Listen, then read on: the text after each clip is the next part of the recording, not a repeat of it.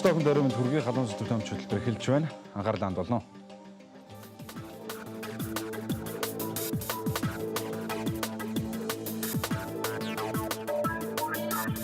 Өнгөрсөн оны 12 дугаар сарын эцсээр Волгоград хотод террорист халдлага хийсэн этгээдүүд өөрсдийнхөө видео илгээмжийг интернетэд тавьжээ. Ийм мэдээллийг үзсэн Америкийн улс төрчид Сочи хотод болох Олимпийн наадмын аюулгүй байдалд сэтгэл түгшиж байгаагаа илэрхийлсэн байна. Монгол улсын ерөнхийлөгч захиагийн элбэг дорж Швейцарын Давос хотноо энэ сарын 22-оос 25-нд болох Дэлхийн эдийн засгийн форумд оролцохоор Швейцар улсыг зорилоо. Дэлхийн улс төр эдийн засаг бизнесийн элитүүд жил тутам нэг дор хурамчуулж эдийн засаг хөгжлийн асуудлаар хилцсэн дүгнэлт гаргадаг энэхүү форумын түүхэнд энэ жил анх удаа Монгол улсын эдийн засгийн ирээдүйн төлбөрийн талаар тусгай хэлэлцүүлэг зохион байгуулахаараа онцлог юм байна. Ерөнхийлөгч форумын үеэр өөр хэд хэдэн салбар хуралдаан хэлэлцүүлэгт илтгэгч болон зочноор оролцохоор төлөвлөсөн байна. За мөн Монголын үдшийн арга хэмжээ форумын үеэр зохион байгуулагдахаар болжээ. Ерөнхийлөгч Швейцард очихын өмнө Лихтенштейны Вант улсад түр саатаж нэг өдрийн ажлын ажиллал хийх юм байна. Америкийн нэгдсэн улсын ерөнхийлөгч Барак Обама 1 сарын 17-ны өдөр үндэсний аюулгүй байдлын агентлагийг шинжлэх өөрийн төлөвлөгөөг танилцуулжээ.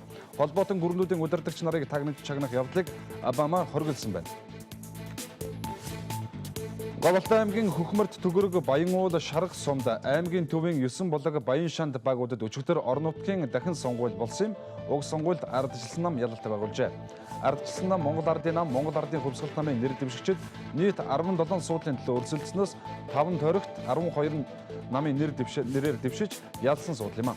Иймээс дахин сонгуульд ардчилсан нам ялж 17 суудал намдаа авчирснаар Говьалтай аймагт тус нам анх удаа засаглах хэрэгтэй болж байна. Сүүлийн 20 гаруй жилийн хугацаанд Говьалтай аймагт болсон улсын хурал болон орон нутгийн сонгуульд дан ганц Монгол Ардын нам ялж байсан түүхтэй.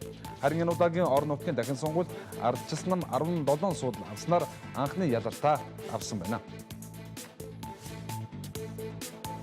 Афганистаны нийслэл Кабул хотын нэгэн зоогийн газарт Талибаны дайчид дайралт хийсний улмаас 21 хүн амь өргөцсөний дотор 13 нь гадаадын иргэн байжээ.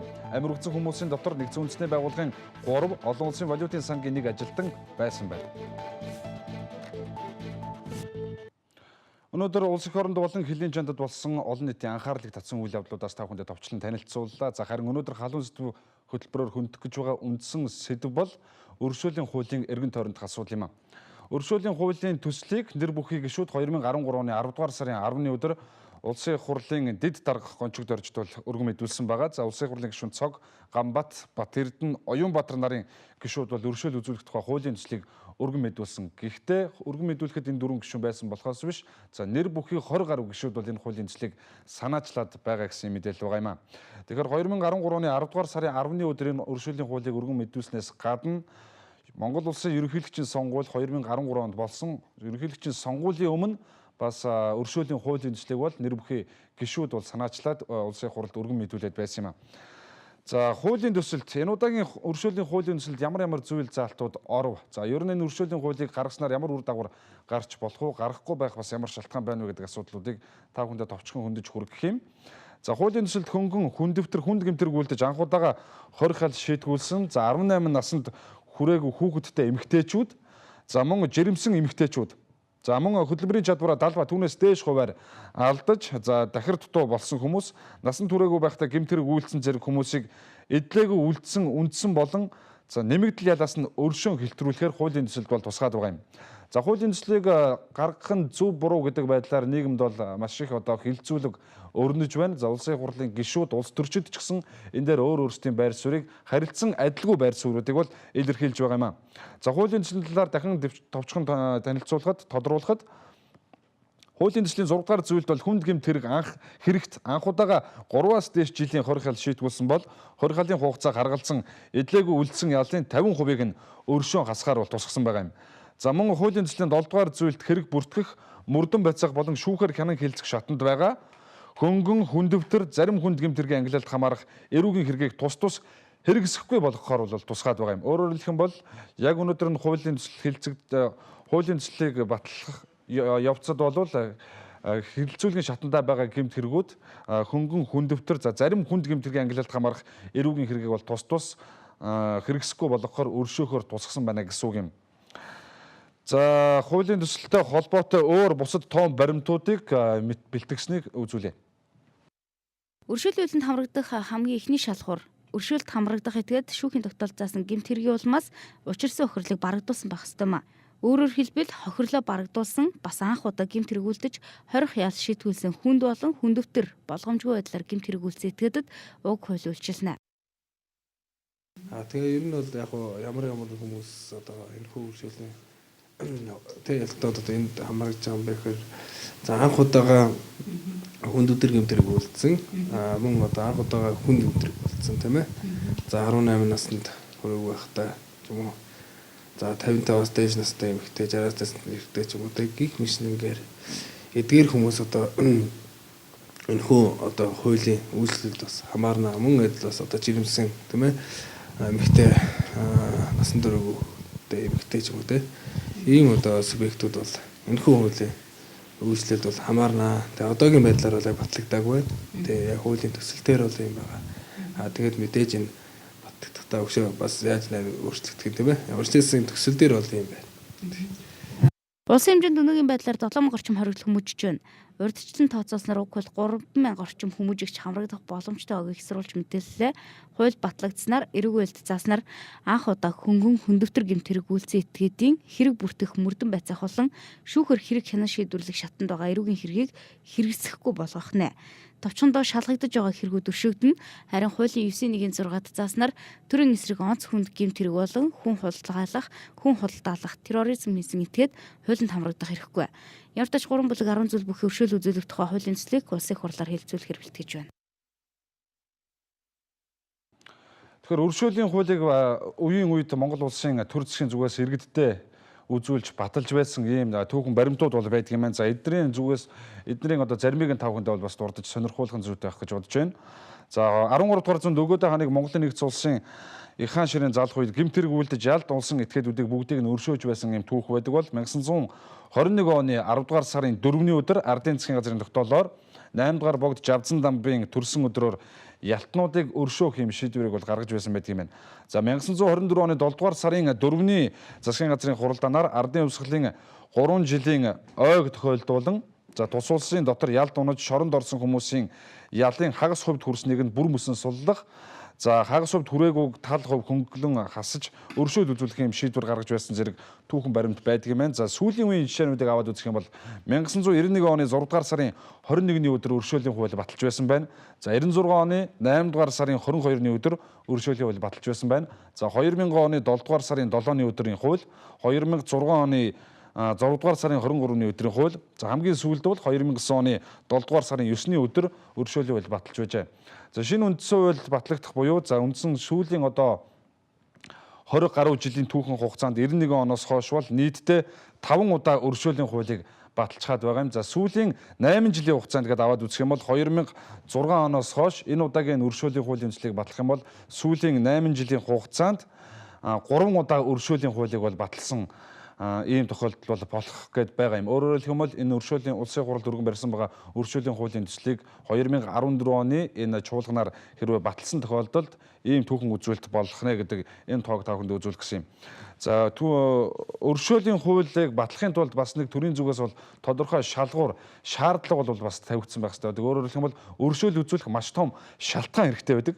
За 2006 оны шалтгаан бол үндсэндээ 2006 он, за 2009 онд сүүлийн 2 жилийн шалтгаан бол бүгдээрээ тод санаж байгаа. За 2009 онд бол 2008 оны одоо 7 дугаар сарын 1-ний өдөр маш олон хүмүүсийг хэл сэргээр гэмт хэрэгт одоо унгааж бол бөөнөр нь шүүх хурлыг хийж ялалсан гэдэг ийм зүйлийг судлаачид хэлдэг. За энэ ч үүднээс энэ хүмүүсийг одоо өршөөх үүднээс 2009 онд Монгол улсын ерөнхийлөгч захин элбэгд орж ерөнхийлөгчийн тангаргийг өргөснийхөө дараахан хамгийн анхны өргөн барьсан хуулийн төсөл нь бол өршөөлийн хууль болж байсан юм. За 2006 оны 6 дугаар сарын 23-ны өдрийн хууль бол ойлгомжтой их Монгол улс байгуулагдсны 800 жилийн ойгоор түүхт одоо 800 жилийн ойг тэмдэглэх хүрээнд өршөөлийн хуулийг бол улсын хурлаас баталж байсан. Сүүлийн 2 шалтгаан бол ийм шалтгаантай байгаа. За харин 2014 оны хувьд өршөөлийн хууль батлах ямар шалтгаан байна уу гэдэг асуудал зүй ёсоор тавигдж байгаамаа. Ингээд сэтгүүлч Дэлгэр цэцгийн бэлтгэсэн мэдээллийг та бүхэнд үзүүлье. Хорих ангиудад хориглолууд нь багтахгүй байгаа учраас эсвэл хориглолуудын хоол ундны зарлыг дийлэхгүй болсон учраас өршөөлийн хууль гарах гэж байна. Арга эзэн арчаагүй аргаар хориглолуудыг суллаж нийгмийг тайван бус болгох нь төрийн эрх биш гэж зарим нэг иргэд үзэн өршөөлийн хуулийг эсэргүүцэж байна. Харин хууль тогтоогчид хийгээд санаачлагчид нэгэн санаанд илүү их төвлөрч тэр нь итгэл өнгөрсөн хугацаанд гарсан өршөөлийн хуулиар суллагдсан иргэдийн 10% нь давтан гэмт хэрэгүүлдэн эргэн хэцүү нэртийн хаалгыг татсан ч цаана 90% нь засарсан итгэлийг даасан үр дүн байна. Гэтэл далайн чинээ цагааныг чулуун чинээ хараар бодож болохгүй учраас өршөөлийн хууль гарах учиртай гэж харжээ. Залуучууд бас алддаг ондог. Тэгээд алдснаас болоод шоронд ял хэдлээ. Тэгээд ял хэдлэнгүүтээ тэрнээс улам одоо баг илүү нөгөө буруу тал руугаа мэрэгсэж гарч ирдэг ийм үзэгдлүүд байна шүү дээ. Өөрөөр хэлбэл тэнд ямар ч хүмүүсийг засрах одоо улам ухаарах гэх талын юмнуудыг бол дотоод улам хийж байгаа юмнууд бол байгаа тийм. Тэгээд энэ бүхнийг харгалзаж үзээд тэгээд бас хөнгөвтөр ялтаа алдсан улсуудыг энэ бол бас өршөөх шаардлагатай л гэж ингэж хуулийг өргөн барьсан. Хүмүүжлийн хамгийн чухал хэлбэр бол тухайн хүнд итгэл хариуцлага хүлээлгэх арга байдаг гэж аав ээж үр хүүхэд багш сургууль хүмүүжүүлэгч гээд нийгмийн бүх гишүүд хүлээн зөвшөөрдөг. Тиймээс хүмүүнлэг инэрэнгуй нийгэмтэй байна гэж үндсэн хуулиндаа тунхагласан бол өршөөлийн хууль гаргах нь зүйтэй гэж хууль санаачлагчид өөрийн байр суурьндаа хат үзэгсэж байна. Нэр бүхий гишүүдийн өргөн мэдүүлсэн байгаа хуулийн төслийг улсын хурал дээр байгаа улс төрийн одоо намын бүлгүүд бол харилцсан өөр байр суурийг илэрхийлж байна. За бид энэ талаарх мэдээллийг та бүхэнд тун удахгүй үзүүлэх болно. За ер нь 2014 онд одоо хилцэгдэхээр улсын хурал дээр хүлээгдэж байгаа энэ өршөөлийн хуулийг хилцэж батлаж гаргасан тохиолдолд ямар үр дүнгууд бий болох вэ гэдэг мэдээллийг товчилж үзүүлье. За нийтдээ өнөөдөр Монгол улсад 7000 хоригдол байгаа юм. За мэдээллийг үзүүлье. За нийтдээ өнөөдөр Монгол улсад бол 7000 гаруй хоригдол байдаг. За энэ өршөөлийн хуулийн төсөл хэрвээ хууль болж батлагдах юм бол 3000 орчим хүндөвтөр үйлснэнд бусад төрлийн буюу заавал нийгмээс тусгаарлах шаардлагагүй хүмүүс байна гэж үзэж байгаа учраас үндсэндээ 4000 орчим хүн бол суллагдана гэсэн үг. 3000-аас 4000 орчим хүн суллагдана гэсэн ийм тооцоог бол судлаачид хэлж байгаа. За хуулийн төслийг санаачлагчид бол 3000 орчим гэсэн ийм тоог хэлээд байгаа. За Монгол улсын төсвөөс жилдээ 12 тэрбум төгрөгийг хоригдлуудын зардалд бол өгдөг юм байна. За нэг ялтанд өдрийн 10,650 төгрөгийн зардлыг төрөөс бол гаргадаг. Жилдээ нэг ялтанд 200 мянган төгрөгийн хувцас тарааж байна гэсэн ийм тоо мэдээлэлүүд байгаа юм. За хуулийн дагуу ял эдэлж байгаа хүмүүсийг тусгаарлах шаардлагагүй гэж үзэх нь бол өөрөө өмнөх хууль эргэцсэн орчноо шууд үгүйсгэж байгаагийн хэлбэр гэж ойлгож болно. За энийг ч өнөөдөр бас гаргаж тавьсан нотлохоо яриа судлаачдын одоо дүгнэлт бол байдаг. Өөрөөр хэлбэл Монгол улс сүүлийн хэдэн жилийн хугацаанд бол маш их тийм шоронжсон улс болсон. Өөрөөр хэлэх юм бол эрүүгийн хуулийн нөхцөл байдал маань өөрөө ялын бодлого нь бол тийм шоронжуулах бодлогыг бол барьж ирсэн гэсэн ийм дүгнэлтийг хуульчид эрх зүй судлаачид бол гаргаж тавьдаг юм. За яг энэ чүднээс нийт хүн амын тоотойг харьцуулахад ялтны тоогоор бол нэлээд дээгүүрт ордог. За дээрэс нь шорон гянданд зарцуулж байгаа төсвийн мөнгө бол бас нэлээд өндөр хэмжээтэй байна гэсэн мэдээллийг хэлдэг юм. Гэхдээ өнөөдөр нэг жилдээ 12 тэрбум төгрөгийг хоригдлуудад зарцуулж байна гэдэг бол нийт Монгол улсын төсөвтэй харьцуулахад тийм ч том дүн бол биш. Захын энийг одоо төсвөөс хулгай хийсэн хүний сэфнээс бол 17 тэрбум төгрөг гарч ирж байсныг бид нар бүгдээрээ санаж байгаа. За эдгээр мэдээллүүдийг үзүүлэх гэсэн юм. За тэрнээс гадна өнөөдөр шүүхийн ерөнхий зөвлөлөөс бол шүүхийн судалгаа мэдээллийн талаар за өнөөдөр 2013 онд өнгөрсөн онд Монгол улсын шүүхийн байгууллагуудаас ямар ажлуудыг хийсэн бэ? Улсын шүүхийн 2013 оны шүүн таслах ажиллагааны нэгдсэн тайлан дүн мэдээг бол өнөөдөр аль биесээр танилцуулсан байгаа. За энэ мэдээллийг та бүхэндээ хүргэх гэж байна. За энэ мэдээллийг хүргэдэг шалтгаан нь бол өнөөдөр манайд нэг жилийн өмнөх одоо эрүүгийн гэмтэргийн нөхцөл байдал 13 оны нөхцөл гэмтэргийн нөхцөл байдал 12 оныхтай харьцуулахад ямар байсан бэ гэдэг энэ ойлголтыг өгөхөд тус болох юм аа. За шүүхээр ял шийтгүүлэгчдийг бүлгээр нь хувааж авч үзэх юм бол гэмтэрэг давтан үйлдсэн 6.4%-аар бүлэглэж үйлдсэн 5.6%-аар за согтуугаар үйлдсэн гэмтэрэг 1.4%-аар эмэгтэйчүүдийн үйлдсэн гэмтэрэг 4.1%-аар насан туршаагүй этгээдийн үйлдсэн хэрэг 11.5%-аар тус буурсан бол за урд нь ял шийтгүүлсэн хүмүүс гэмтэрэг дахин үйлдэх явдал бол өмнөх оноос 154 хэрэгээр буюу 9.9%-аар өссөн байгаа юм. За энэ нь урд нь ялж шийтгэгдсэн хүмүүсийг нийгэмшүүлж дахин гэмтэрэг үйлдэхээс урьдчилан сэргийлэх ажлыг бол эрчимжүүлэх шаардлагатай байна гэдгийг бол харуулж байгаа юм аа. За өршөөлийн хуулийн эргэн тойронд ямар хөө мэдээлэлүүд байгааг та бүхэндээ үзүүлж байна. За улсын хурал дахь намын бүлгүүд өргөжлөлийн хуулийн төсөл дээр харилцсан адилгүй өөр байр суурийг илэрхийлж байгаа гэдгийг үзүүлж түрүүнд дурдсан. За улсын хурал дахь Монгол ардын намын бүлэг болон ардчилсан намын бүлгүүд ямар байр суурьтай байна вэ гэдгийг одоо үзүүлье. Яг өөрөө ч ярьж байгаа өршөөлийн хууль бол нэлээд нухацтай, нэлээд олон талаас нь хэлэлцэж бодож байж гаргах хуулиа. Тийм болохоор энэ дээр бол Монгол ардын намын бүлэг өнөөдөр бол энэ асуудлаар яг хэлэлцэж байр суурь гаргаагүй байж байгаа. За улсын хурал нэр бүхий гишүүд хуулийн төсөл өргөн барьсан гэж сонссон тийм үү? Улсын хурал хэлэлцэж эхлэегүй байгаа. Тийм болохоор энэ дээр бол яг тодорхой байр суурь илэрхийлэх боломж ялгаа. Нэр бүхий гишүүд өршөөлийн тухай хууль санаачилсан л да. Гэхдээ нэг энэ жилийн нэг юм онцлог байна. Яг л гэмтрийн тухай хууль давхар хэлцэж байгаа байхгүй. Гэмтрийн тухай бол хуучин эрүүгийн хуулиас их өөр концепцээр гарч байгаа шүү дээ. Тэгэхээр гэмтрийн хуульд бас хөнгөлт чөлөөлтүүд маш их олон давхар хачирч байгаа. Тэгэхээр бас гишүүдийн байр суурь янз янз байгаа. Энэ дээр юу гэхээр гэмтрийн хууль хэлцэж байгаа үед энэ өршөөлийн хуулийг давхар хэлцсэн зөв буруу юу гэдэг юм эргэлзээ бол байгаа болов уу гэж би ингэж харж байгаа. Ерөнхийдөө бол нийгэмд бол өршөөл үзүүлэх бол байдаг зүйл. Гэхдээ өршөөл үзүүлэхдээ энэ удаагийн нэг юм гэмтрийн хуультай давхцсан онцлог байгаа учраас бас юм жоохон саатж байгаа байгаа гэж бодож байна. Тийм учраас бид нэр одоо гэмтрийн хуулийг маш хурдан яралтай шийдвэрлэх ёстой. Тэрний дараа өршөөлийн тухай хууль зэрэгцэж яригдах болов гэж бодож байна. Дараалал би ярьж байгаа.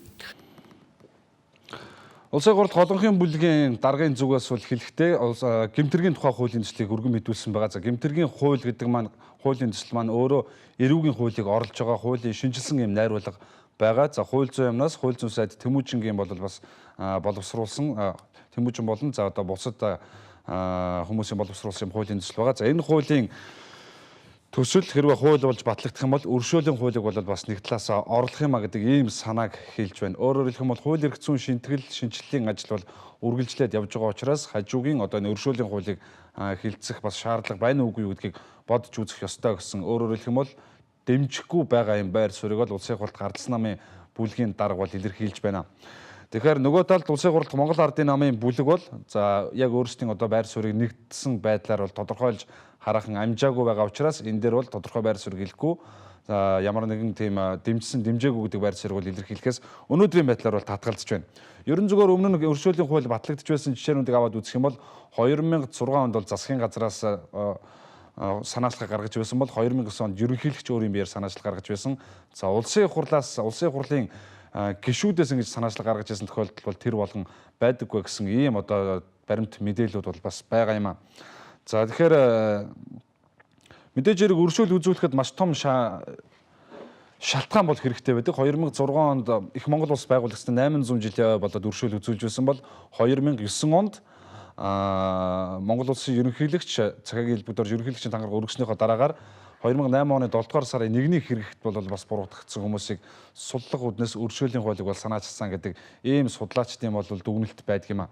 За 2014 оны тухайд энэ өршөөлийн хууль ямар агуулгатай байх вэ гэдэг дээр хууль эрх зүйн шинжиллийн үйл ажиллагаа үргэлжилж байгаа учраас өршөөл үзүүлэх нь зүйтэй маа гэсэн ийм нэг талаас тайлбар байгаа. За нөгөө талаас тайлбарлаж байгаа хууль санаачлагтын тайлбарлаж байгаагаар бол Монгол улс хоригдлуудад асар хэмжээний мөнгө зарцуулж байна гэдэг. Гэтэл яг 12 тэрбум төгрөг жилд 12 тэрбум төгрөг зарцуулж байна гэдэг бол нийт улсын төсөвтэй харьцуулахад тийм ч том дүн мөнгө биш гэдэг нь бол эндээс харагдаж байгаа юм. Тэгэхээр эдийн засгийн хувьд бол ач холбогдолтой гэж тайлбарлаад байгаа нь үндслэл муутай юм тайлбарлаж болж байгаа болж харагдаж байна. За нөгөө талаас улсын хурлын гишүүд анхудаага өршөөлийн хуулийн төслийг бол бас өргөн мэдүүлж улсын хурлд өргөн мэдүүлж байгаагаар энэ удаагийн өршөөлийн хуулийн төсөл онцлогтой болж байгаа юм. За нөгөө талд өршөөлийн хууль гаргачихдаг энэ нөрөө хит ойр давтамжтай байх юм бол бас асуудал байдгийг бол эрх зүй судлаачид хуульч шинжээчд бол гаргаж тавьж байна. Өөрөөр хэлбэл сүүлийн 8 жилийн хугацаанд Монгол улсын төр 3 удаа өршөөлийн хууль баталсан юм тохиолдол болох гээд байна гэдэг ийм зүйлийг хэлж байгаа юм. Гэвтэл энэний цаана өршөөлийн хуулинд бол бас нөгөө талдаа хохирогч гэж байдаг. Өөрөөр хэлбэл гэмтэргийн хохирогчдын тэр хохирлыг барагдуулсан нь үгүй юу гэдэг асуудал өөрөө эргэлзээтэй. 2006, 2009 гээд өмнөх онуудын өршөөлийн хуулийг аваад үзэх юм бол энэ талын бол бас нэлээд асуудлууд байдаг юм. Энэ удаагийн хуулийн төсөл энэ талаараа арай өөрөөр хэлэх юм бол гэмтэрэгтэн хохирлыг бүрэн барагдуулсан тохиолдолд өршөөлийн хуулинд хамрагдах болцоотой гэж хуульчилсан хуулийн төсөлд заасан байгаа боловч өмнөх практик дээр бол энэ нь бол хэрэгжээгүй байгаа ийм дүр зур харагдаж байгаа юм. Тэгэхээр гэмтэргийн хохирогч болсон хүмүүсийн хохирлыг, сэтгэл санааны хохирлыг, бусад төр хохирлуудыг эрхэн яаж барагдуулж чадж байна вэ гэдэг энэ асуудлыг төр өөрөө өршөөлийн хуулийг ярихаас өмнө бас анхаарч авч үзэх юм шаардлага байгаа нь бол эндээс харагдаж байна. За бид энэ асуудлыг үргэлжлүүлээд маргааш бол дахин хөндөх болно. Хуулийн төслийг баталснаар ямар үр дагавар бий болж болох юм? За бусад асуудлууд юу байж болох вэ гэдгээр илүү наривчлсан мэдээллүүдийг гаргаж ирж халуун сэдв хөтөлбөрөөр үргэлжлүүлэх хүндэх болно. Энэ хүрээд өнөөдрийн халуун сэдвийн үндсэн сэдв бол өндөрлж байна.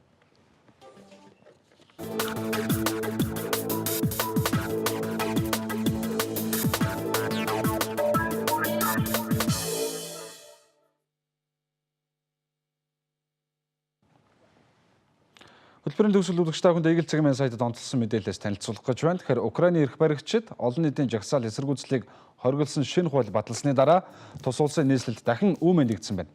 Энэ удаагийн үүмэн Европын холбооны дэмжигч иргэдийн зүгээс бол шинэхэн баталсан хуулийг эсэргүүцсэн олон 10,000 хүн оролцсон юм томоохон хэмжээний тайван жагсаалаар эхэлсэн ч төд бодлого эмх замбраагүй байдал үүсэж мөргөлдөөн болж хувирсан юм. Уурссан жагсагчид парламентын ордон руу нэвтрэхээр дайрах үед хамгаалтын албаныхан болон цагдаа нар нулимс асгаруулагч хий эрзэнэн гранат ашигласан нь байдлыг улам хурцдагжээ. Жагсагчид хариуд нь шатуунтай бөмбөг чулуу шидэж ордныг хамгаалан бэхлэлт болгосон цагдаа автобусуудыг ээлж дараалан шатаасан байна. Мөргөлдөөний үеэр хичнээн хүн шархтаж гэмтсэн нь одоогийн байдлаар тодорхойгүй байгаа юм байна.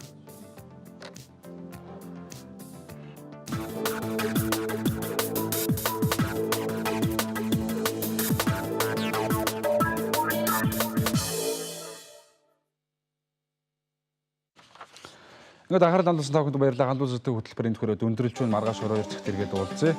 Түр баярлалаа.